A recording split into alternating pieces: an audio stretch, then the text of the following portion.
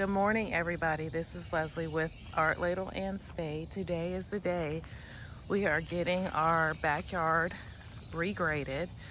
We thought it was going to rain last night and it didn't. So the guy who's doing this gave my husband a call this morning and said that he would be over to regrade the backyard.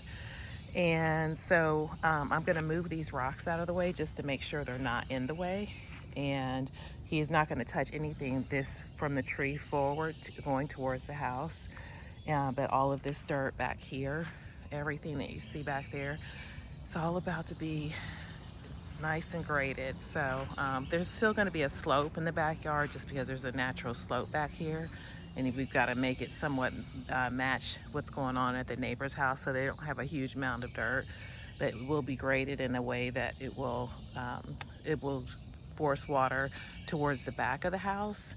We had a lot of rain that happened the other day, and the silt fence that is down there still, that's from construction, but we went ahead and left that silt fence up. However, because it rained so hard and it rained for a few hours pretty hard, so we got some dirt that was pushed down over the retaining wall. So there's some mud back there behind the garage that has to be cleared out.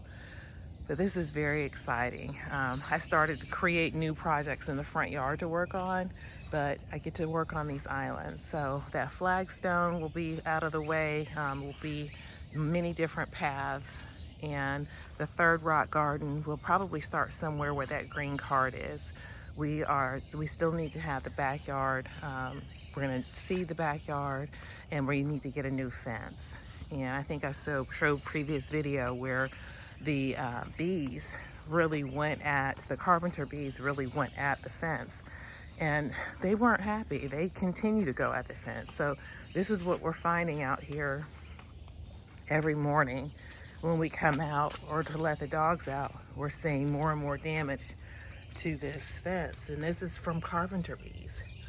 And it's crazy to see how much damage they can do. And you really don't see it until it's late. They bore holes. I don't know if you can see this, but I'll try to get it. But they bore holes underneath, and that's where it all started. And they create these canals. I guess it's similar to what ants do. And they bore these canals in this fence and then eventually broke through and continue to do damage. This is new damage right here. So yeah, it's been very interesting to see, that's my favorite word, y'all can tell. Very interesting to see what these bees can do.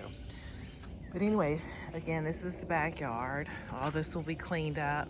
Worried about this tree. I'm not sure this tree is getting enough sun. It's funny how many trees we cut out here. And to think that this is not getting enough sun. It is definitely putting out new, excuse me, excuse me. It is definitely putting out new growth, but it doesn't look very good. So I'm gonna do some research to see why this looks much different than my one in the front yard. And this is the blazing star that I pulled out of the garden in the front yard. There were four of them. And I was able to keep 2 of them alive. So like I said, when things seem like they're dying, hold on for a minute, because sometimes they just need to go through their shock and it looks horrible, and then they start to thrive again. And this is the same that happened with the candy tuft. I said that I was gonna go ahead and leave my candy tuft in here, and now look, all this new green growth. So just be patient with things that you think are dying. Give them some time to figure out what they want to do, and most times they will come back, especially if they're in the right conditions. I do want to show you my sedum garden.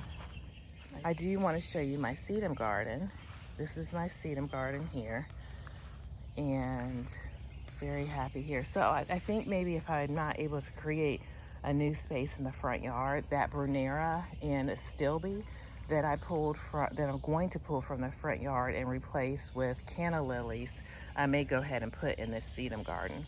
But I love the way the sedum is really spreading, and very, very happy over here. Again, this area of the garden I have not watered. It doesn't need to be watered. Sedum is really resilient and thrives in the not moist moist soil will actually rot and kill the sedum succulents. Okay. All right, so I will be back to show you once this is all completed.